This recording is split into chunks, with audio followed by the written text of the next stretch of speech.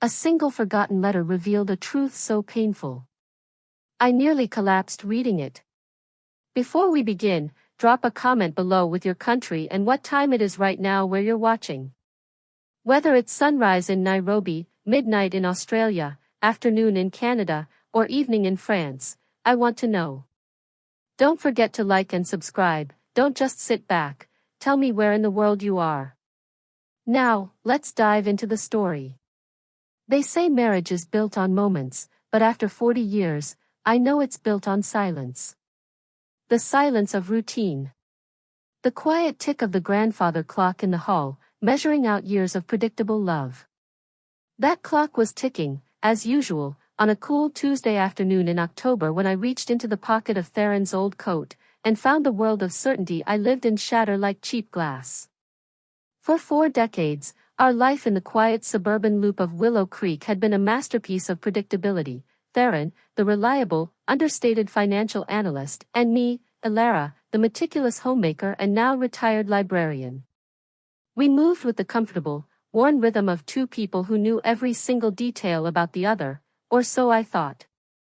This particular Tuesday was reserved for the kind of mundane chore that defines retirement, preparing the house for our daughter Lysandra's visit, which included a dreaded trip to the attic to sort through the ghosts of our past. I remember the way the late autumn sunlight, already low and golden, cut harsh rectangles across the dust motes dancing in the air of the upstairs hallway, illuminating the ordinary scene with an almost supernatural clarity, as if marking the last few minutes before the spell broke. The coat in question was Theron's heavy, charcoal gray wool trench coat, which he affectionately called the Sentinel. It was a relic from his early days at the bank, back when he still had that wild, hungry look in his eyes that had first drawn me to him. I'd placed it in a cedar chest after he bought a lighter, more practical jacket in 1985, and it hadn't been touched since. Now, pulling it out, the fabric felt strangely stiff, heavier than memory suggested, smelling faintly of old tobacco and a youthful ambition that had long since evaporated into the comfortable air of our home. I carried it downstairs, intending simply to brush it and hang it in the coat closet downstairs, a small act of domestic tidiness. I laid it flat across the oak dining room table, where we'd eaten countless dinners, where Lysandra had done her homework, and where Theron had paid bills for 40 years, and began running a lint brush over the shoulder. It was then, as my hand smoothed over the inner breast pocket, that I felt the distinct, unforgiving crispness of paper, folded multiple times, rigid with age and neglect, like a message sealed for a future I never expected to inhabit.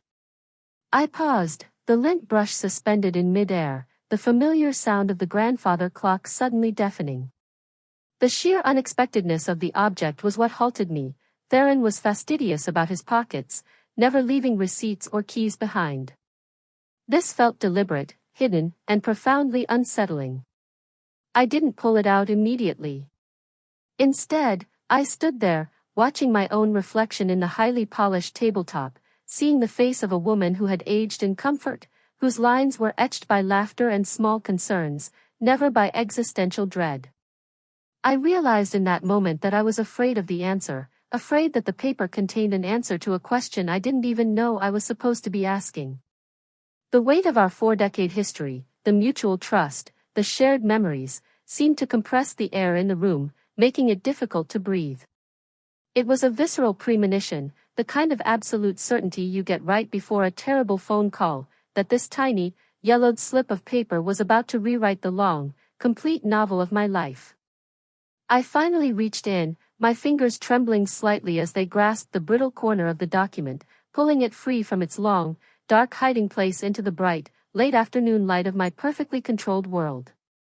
My first clue should have been how reluctant Theron was to even go near the attic, which was, in essence, a mausoleum for the less domesticated parts of our lives, the early ambitions, the fleeting hobbies, the objects that didn't fit the minimalist aesthetic we had adopted in our later years. For weeks, I'd been gently prodding him to help me organize it, suggesting it was time to let go of the things Lysandra wouldn't want, but he always offered the same placid, evasive smile and an excuse about an upcoming quarterly report. It was his resistance, more than the dust, that fueled my decision to tackle the arboretum of old things myself. Our attic, unlike the cramped, unfinished spaces of our neighbors' homes, was expansive, floored, and dry, spanning the entire width of our ranch-style house, a testament to Theron's meticulous planning when we first built the place. It was a silent museum of our married life, holding everything from Lysandra's baby crib to the set of watercolors I bought Theron for his 30th birthday, still neatly boxed and unused. It was amidst the musty smell of ancient pine needles and sealed cardboard that I first spotted the sentinel, draped over a broken armchair like a forgotten guard. The coat was a significant object in our personal mythology. Theron had purchased it in Manhattan on a brief work trip, right before we moved to Willow Creek, and he wore it like a costume, the uniform of a man who belonged in a high-rise, not a ranch house. It was a beautifully tailored piece, heavier than necessary for the mild California winters, but he loved the way it made him feel, the way it moved when he walked. He stopped wearing it abruptly one fall, around our second wedding anniversary, right when his promotion to a senior bank teller solidified our financial footing and his career path seemed irrevocably set in stone. When I'd asked him why he put it away, he simply said, "It's too much coat for a man who sits behind a desk, Elara," and his answer, so reasonable and practical, had satisfied me completely at the time. Now, looking at the relic, untouched by the sun or the rain for 4 decades, it seemed less a coat and more a symbol of a life he had consciously closed the door on, and a deep, intuitive dread began to settle in my stomach, a cold, clenching feeling that had nothing to do with the attic's temperature. I carried the coat down 2 flights of stairs and spread it out on the table, as described before, feeling an odd, unsettling reverence for the material. The very weight of the wool seemed to contain the gravity of the past, the choices made and the paths not taken. The discovery of the stiff paper was the physical manifestation of that unacknowledged gravity. My breath hitched as I withdrew the document, a simple sheet of parchment-colored stationery, folded into perfect, sharp thirds. It was official-looking, embossed with a seal that featured a strange, mythological creature, part lion, part eagle, and topped with an address written in elegant, old-world script. The ink was a deep, faded sapphire blue, and the paper rustled with a dry, brittle sound that felt loud and intrusive in the silent house. It was clearly not a receipt, nor a love letter. It looked like a decree, a judgment, something that demanded respect and attention. The address was in Europe, a place we had only ever dreamed of visiting, and it was addressed not to Theron the banker, but to Theron Vardon, artist. The sight of those 3 words, placing his name beside a title he had never claimed, was the final, terrifying crack in my 40-year illusion of certainty, confirming that the person I had married was only half the man he had been. The moment my eyes registered the letterhead, the air thickened, and the familiar scent of furniture polish in my dining room was instantly replaced by the imagined, intoxicating smell of old stone and sea air. The letter was dated August 14, 1985, a date that stood out starkly in my memory because it was exactly 3 weeks after our second anniversary, a period I remembered as being uniquely happy and calm, a time when we were settling into the quiet comfort of our new life. The seal was that of the Lysippus Academy of Art in Florence, Italy, a name that meant nothing to me, yet the formal, almost intimidating elegance of the typography suggested immense prestige. The first line, written in that faded, decisive blue ink, was a formal address. "Dear Mr. Vardon, we confirm receipt of your correspondence and accept, with profound regret, your decision to withdraw from the incoming fall 1985 fellowship class." The words were simple, factual, yet they struck me with the force of a physical blow, leaving me momentarily breathless and leaning on the edge of the dining room table for support. My mind, primed for the kind of dramatic reveal you see in old movies, instantly latched onto the most painful, most cliched explanation: betrayal. Withdrawal. Correspondence. Theron had been planning a trip, a sudden, clandestine escape. I imagined him packing a small suitcase, promising me he was at a bank conference in Chicago, while in reality, he was boarding a plane to a romantic, sun-drenched Italian city, meeting a person he loved more than me. The rational part of my brain, the librarian who classified and catalogued facts, screamed for evidence, but the scared, lonely woman in me was already constructing the entire scenario, a torrid, brief affair that had resulted in the offer of a new life, an offer he had ultimately rejected, but whose very existence meant our marriage was a lie, built on a conscious suppression of his true desires. The paragraph continued, detailing the rarity of the fellowship. The Sforza Medici studio residency is offered to only one international sculptor each year, a path-altering opportunity which we trust you did not abandon lightly. We were particularly impressed with your Confluence portfolio piece, a remarkable study in structural tension and emotional weight. The mention of the sculptor and the specific portfolio piece, a title I had never heard, added a layer of terrible complexity, pushing the narrative away from simple infidelity and into something far deeper and more existential. This wasn't just about a person, it was about a life. Theron, the man who spent his evenings quietly reading investment journals and pruning the rose bushes, was being described as an artist of remarkable talent, capable of winning a world-class residency.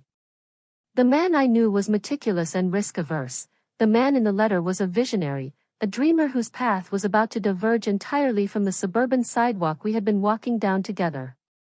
The overwhelming fear now was not just of being cheated, but of having lived with a stranger for 40 years, a man whose entire identity had been hidden, a man who harbored a spectacular secret that made our shared reality seem small and suffocating. I held the fragile paper, watching the light refract off the dust on its surface, knowing that with every word I read, the solid ground of my marriage was dissolving into the terrifying uncertainty of the life Theron had chosen to leave behind.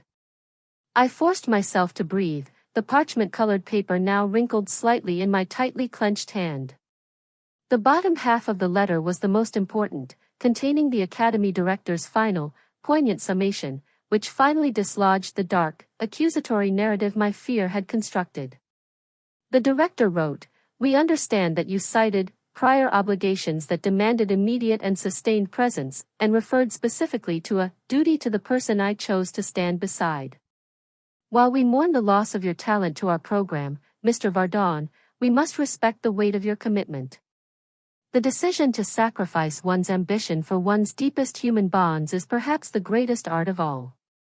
I read that last sentence 3 times. The decision to sacrifice one's ambition for one's deepest human bonds is perhaps the greatest art of all. Suddenly, the entire fearful edifice of my betrayal fantasy crumbled, replaced by a monumental, crushing weight of realization. It wasn't about another woman, it was about me. The year 1985 had not been a quiet year for Ilara. I had successfully compartmentalized a significant family tragedy that occurred just months before the letter's date, the sudden, catastrophic failure of the small Modesto apple farm that my father had mortgaged his entire life to own, a failure that didn't just wipe out his finances but shattered his health. The crisis had been all-consuming. I had been commuting 3 hours every weekend, handling doctors, lawyers, and trying to salvage my parents' dignity. I remember that time as a blur of phone calls and silent tears, moments when I felt the world had tilted completely off its axis. Theron, meanwhile, had been a pillar of uncomplaining strength, managing our household, making sure I ate, and simply being there, never once suggesting that my crisis was taking up too much space in our new life. He never showed stress, he just offered solutions, quiet reassurance, and the steady income from his bank job that suddenly seemed vital to our very survival. The realization that he had not just supported me but had sacrificed a once-in-a-lifetime career opportunity to remain present, without ever breathing a word, was stunning. The letter confirmed that he had won a prestigious, international sculpture fellowship, the kind of achievement that sets a lifelong course for an artist, and that he had personally written back, rejecting it entirely, stating his obligation was to me. He hadn't just not pursued his dream, he had actively, consciously, and irrevocably severed the tie to it, choosing the quiet, reliable life of Willow Creek and the bank over the intellectual buzz of Florence and the unpredictable path of a master sculptor. The profound cruelty of his silence, the 40 years of protection he had afforded me by letting me believe his life was exactly what he wanted it to be, struck me more deeply than any infidelity could have. The letter was a monument to his love, a declaration of a silent vow, proving that our bond was the most important creation of his life, but it also revealed a wound he had carried, sealed away inside that heavy coat, for 4 decades. The memory of the Modesto farm crisis returned with painful, visceral clarity, the details sharp and agonizing, unsoftened by the passing years. I remember the smell of burnt-out engine oil when the irrigation pump failed, the cold, distant voice of the bank loan officer, and the utterly vacant, defeated look in my father's eyes.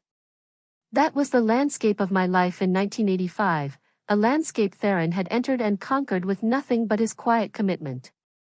I had been so lost in the swirling vortex of my own grief and duty that I had been completely blind to the parallel, monumental decision Theron must have been making.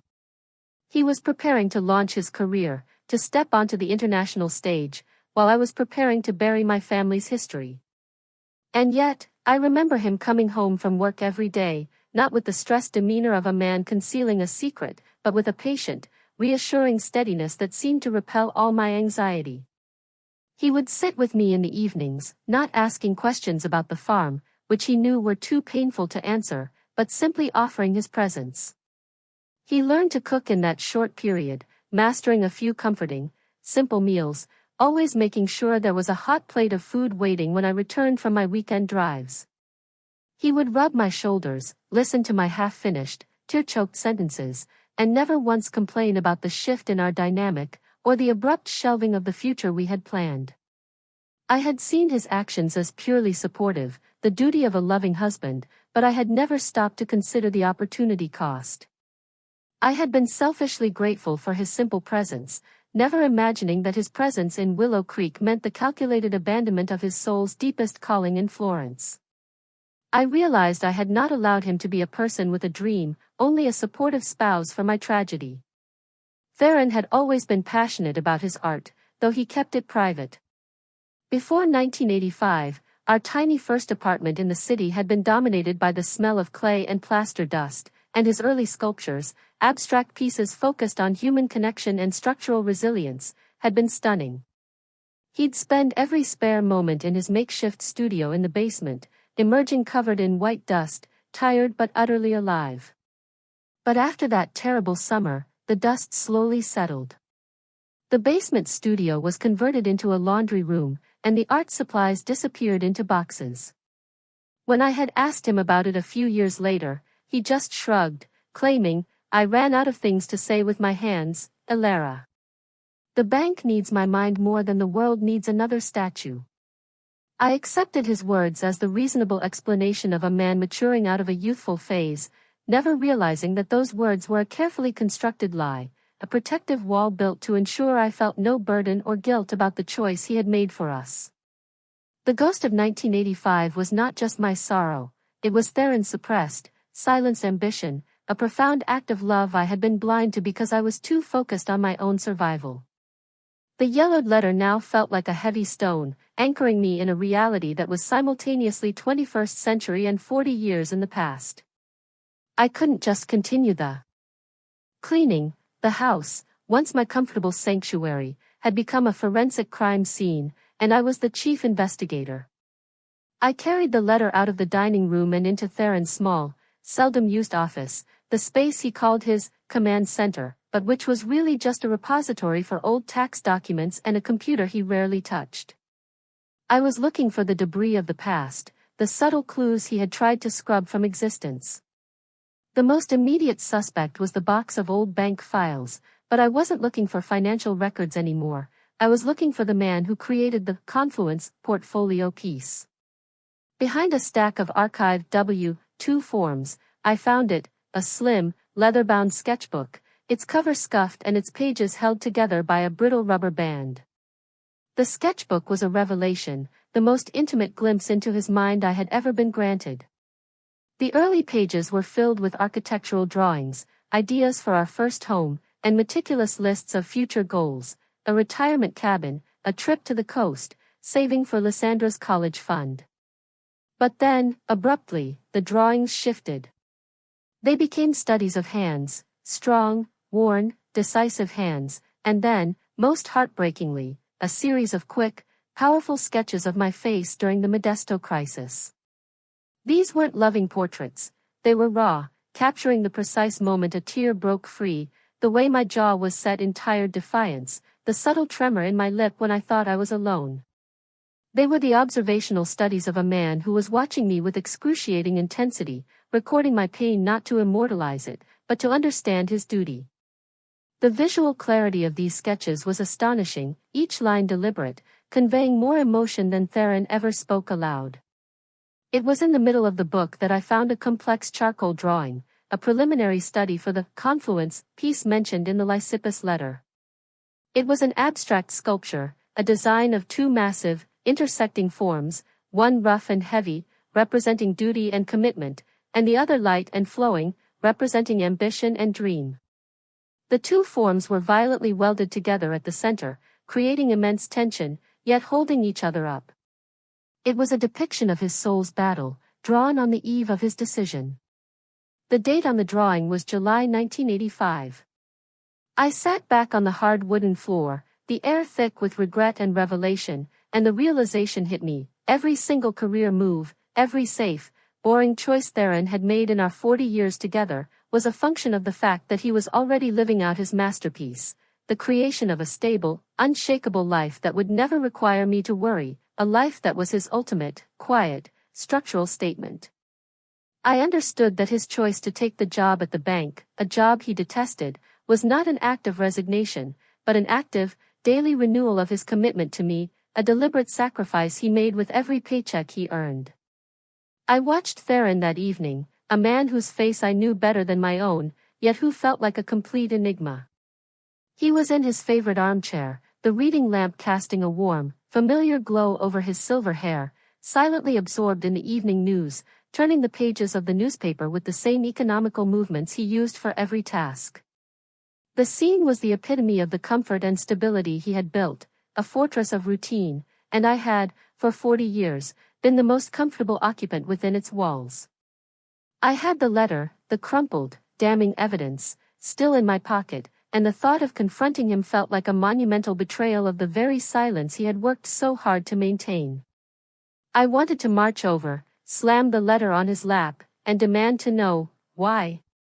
Why did you think I wasn't strong enough to handle the truth? Why did you bury your entire life for mine?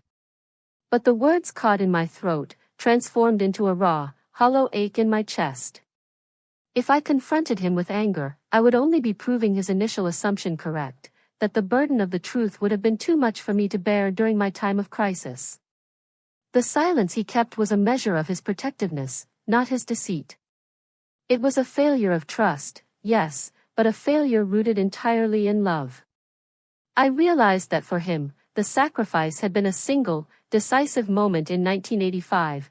For me, the confrontation would be the shattering end of my peace.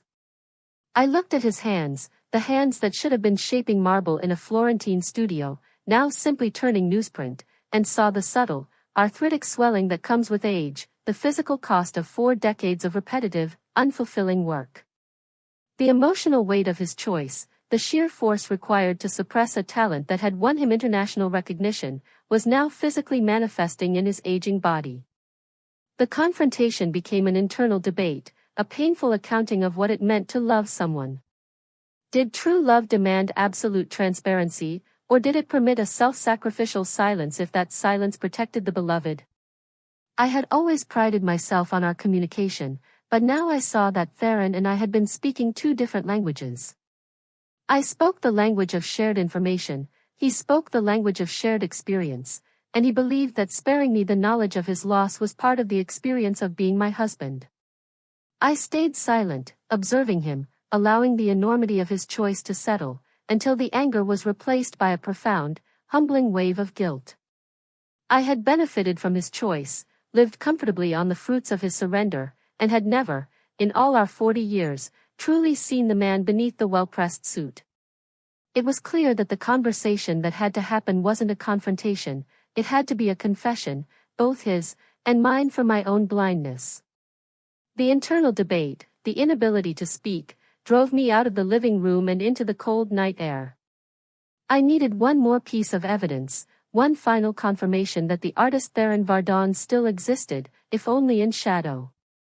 My mind drifted to the small, windowless structure he had built in the backyard 10 years prior, claiming it was for gardening equipment. He called it the tool shed, a ridiculously sterile name for a structure that stood out oddly against the backdrop of our manicured lawn and rose bushes. He had kept the key tightly secured, always offering to retrieve tools himself if I needed anything, a peculiar habit I had always chalked up to his general need for order. Now, with the letter burning a hole in my mind, I understood that order was a synonym for secrecy. I found his spare set of keys in a wooden box near the back door, and walked across the damp grass. The shed was surprisingly large, built with the same meticulous care he applied to everything: solid wood, a strong lock, and a small, ventilation-only window high up near the roofline. My heart hammered against my ribs, a nervous, frantic rhythm. I was breaking the law of our marriage, the unspoken rule of domestic privacy. I turned the key, the tumblers clicking loudly in the suburban quiet, and pulled the door open, the smell of damp earth and old wood hitting me first. The front half was exactly as he described, a neat row of rakes, shovels, and bags of potting soil. But I knew Theron was not one for superficial tidiness. I moved past the gardening supplies, and there, in the back, behind a carefully positioned stack of old plywood, was a curtain of heavy, dark canvas. I pulled it aside, and the air changed. The small space was transformed into a rudimentary studio. A workbench was covered in dried clay dust, a small, powerful lamp was clipped to a shelf, and hanging on the far wall, covered in a muslin sheet, was the object of my search. I carefully lifted the cloth. What was revealed wasn't a sculpture, but an unfinished, two-dimensional piece, a large, oil painting. It was a dark, brooding landscape of Willow Creek, not the bright, sunny suburb we lived in, but a scene painted in shades of charcoal and muted blues, capturing the neighborhood at its most isolated. In the center, in stunning, realistic detail, were two figures, a woman sitting alone at a dining table, looking distraught, me, during the crisis, and a man standing guard at the window, his back to the woman, his head bowed. It was a portrait of sacrifice, a masterpiece of resignation, painted not with ambition but with duty. The next morning, I couldn't carry the truth in silence anymore. I couldn't look at Theron's quiet, predictable face without seeing the young, passionate artist trapped beneath the years. I knew that if I brought the subject up verbally, he would use his lifetime of practice to deflect, deny, and minimize the sacrifice. He would try to protect me from the guilt he assumed I would feel. So, I used the artifacts. I placed the yellowed Lysippus Academy letter and the scuffed leather-bound sketchbook, open to the page with the confluence drawing, side by side on the center of his desk, a silent, irrefutable confession. Then, I retreated to the sunroom, leaving him to walk into the museum of his buried life when he returned from his brief morning errand. The sound of the front door closing, followed by the complete silence of the house, was the most terrifying moment of my life. I heard the muffled clatter of his keys dropping onto the small hall table, followed by a heavy, profound silence. I knew he had seen them. I knew he was standing there, 40 years of his carefully constructed facade dissolving into the truth. When he finally walked into the sunroom, he didn't look angry, or even surprised, just terribly, deeply tired. His eyes, the same blue I had fallen in love with, were now swimming with unshed tears, reflecting the entire, enormous weight of his private history. He didn't speak a single word until he was seated across from me, looking down at his clasped hands, the hands that should have been famous. "I won't pretend I don't know why you have those," he finally said, his voice a low, rough whisper, the sound of a man who hadn't used his true voice in decades. "It's all true, Elara. I was offered the fellowship. It was everything I had ever worked for." He paused, taking a shaky breath, finally meeting my eyes. "But you were breaking. You were managing your father's farm, your own grief, trying to hold yourself together with sheer willpower, and you needed a base camp, not a co-pilot who was about to fly off to Florence. I knew, the moment I saw the devastation on your face, that I had a choice, a distant, thrilling dream, or the immediate, vital duty to the person I chose to stand beside. My ambition felt trivial compared to your need. The choice was made in a single, painful instant. I never regretted the choice, only the secret. He confessed that he couldn't tell me then because he didn't want my already overwhelming pain to be compounded by the crushing guilt of knowing I had cost him his dream. The secret wasn't kept from me, he confirmed, it was kept for my peace of mind. The weight lifted from the room was palpable, a burden of 40 years finally released into the autumn air. I didn't let him off the hook immediately.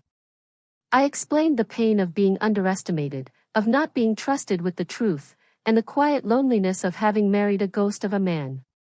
Theron, I said, my own voice surprisingly steady, the tragedy wasn't that you gave up Florence. The tragedy was that you spent 40 years believing that. Your greatest art, your commitment to me, required the murder of your other talent. But the conversation didn't end our marriage, it finally, truly, began it. It was the moment the illusion of predictability was replaced by the messy, magnificent reality of unconditional, self-sacrificial love. The payoff, the true change, didn't come immediately, but over the next 6 months. The secret was out, and Theron, for the first time since 1985, seemed lighter, unburdened by the weight of his own silence. He started spending his evenings in the tool shed, now officially designated his studio, and he stopped referring to the bank as his calling. I supported him, not by urging him to quit his job, but by urging him to claim his identity. The letter hadn't just changed Theron, it had fundamentally altered my perception of my own life, empowering me to challenge the narrative of comfortable retirement we had settled into. I realized that my own life was a reflection of the security he had fought for, and it was time to give him his life back.